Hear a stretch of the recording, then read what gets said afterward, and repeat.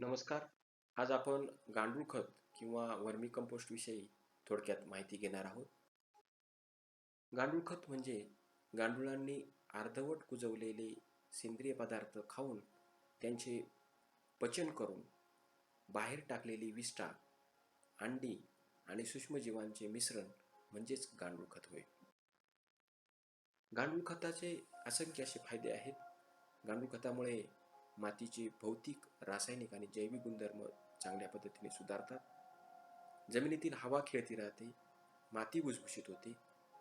सेंद्रिय कर्बाचे प्रमाण या गांडूळ खतामुळे वाढते.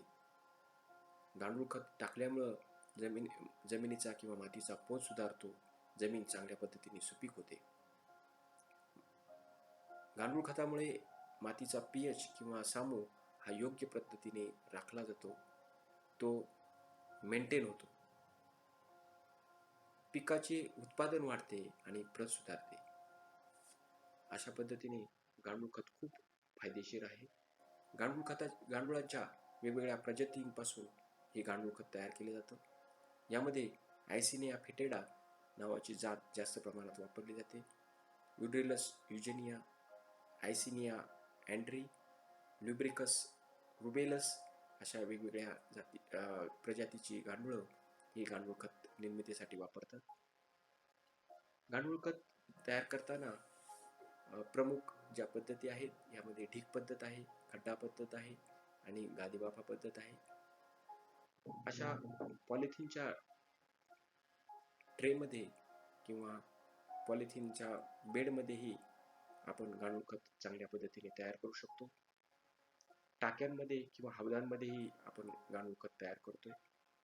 अशा पद्धतीने त्यामध्ये शेड लावली जाते का जेणेकरून त्या ठिकाणी सावली राहील. गांडूळ खत तयार करत असताना प्रथमतः आपल्याला सेंद्रिय पदार्थांचा पहिला थर, त्यानंतर गांडुळांचा थर अशा पद्धतीने थर द्यावे लागतात. त्यावरती दिवसातून 2 ते 3 वेळा पाणी मारावं लागतं, पाणी शिंपडावं लागतं. त्यामुळे त्या ठिकाणी ओलावा चांगल्या पद्धतीने निर्माण होतो. गांडूळं जास्त प्रमाणात त्या ठिकाणी खताची निर्मिती करतात. असं जे गांडूळ खत तयार होत असतं ते साधारणतः 60 दिवसात तयार होतं. हे गांडूळ खत तयार होताना आपण काही काळजी घेणं आवश्यक आहे. याचे जे थर आहेत ते तीक्ष्ण अवजारांनी किंवा हत्यारांनी हलू नयेत.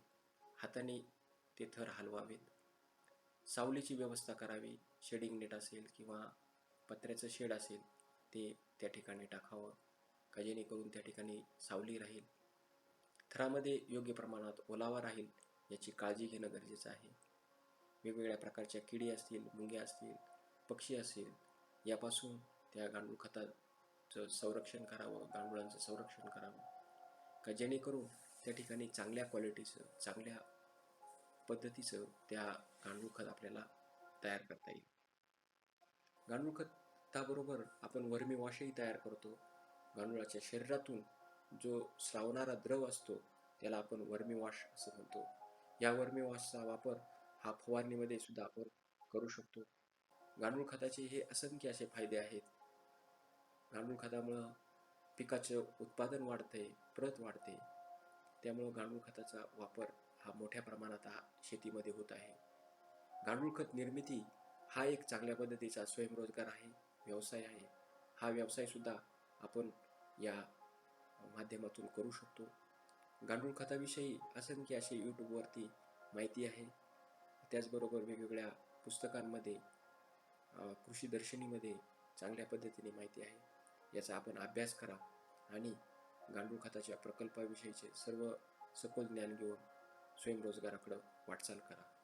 धन्यवाद.